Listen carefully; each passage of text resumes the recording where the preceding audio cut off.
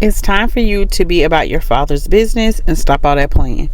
And I say this with love, but it's time for you to do the thing that you know God is calling you to do. It's time for you to step out on faith and take action with what He has deposited in you. Because at the end of the day, what we do for Christ will last. If you are afraid, fear is temporary. If you care what others think or how you would look, then that's something that you need to go to God in prayer and ask God, like, hey, am I making this more about me than about you or about the people you've called me to? So I just want to encourage you to go ahead and do the thing that God's asking you to do. Sometimes we don't have the entire plan laid out before us of what God is asking us to do. We're just taking it step by step. As we take a step of faith, God is putting the next step in front of us. I also want to remind you of the scripture from James 4:17, where it says, if you know to do something that is right and you don't do it, it's a sin unto you.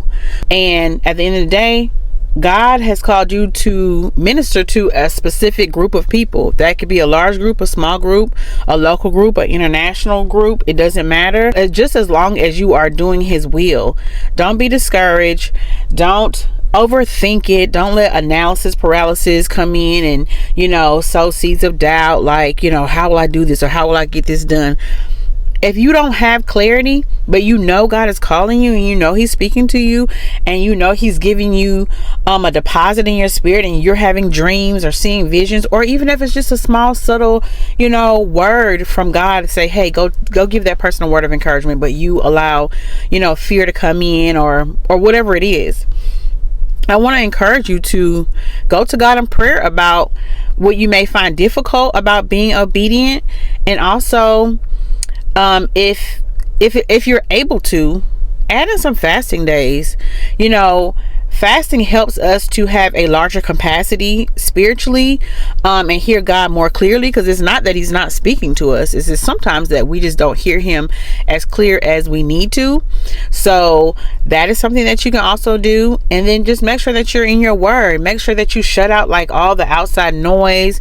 Don't spend your days scrolling online and just consuming and taking in all these different things that's not feeding the still small voice, or not feeding the thing that God has given you so it can grow. You want the environment of God's will to be able to grow whatever He's giving you. So I just want to leave you with that, to make sure that we are going and doing and being about our Father's business, and stop playing. We don't have a lot of time. We don't know when our last day on earth is. Even if it's not the rapture, we don't know that either. We don't know when He's going to come, but we don't know our last day on earth either. We all have an appointment with death, and I want to hear, well done, thy good and faithful servant.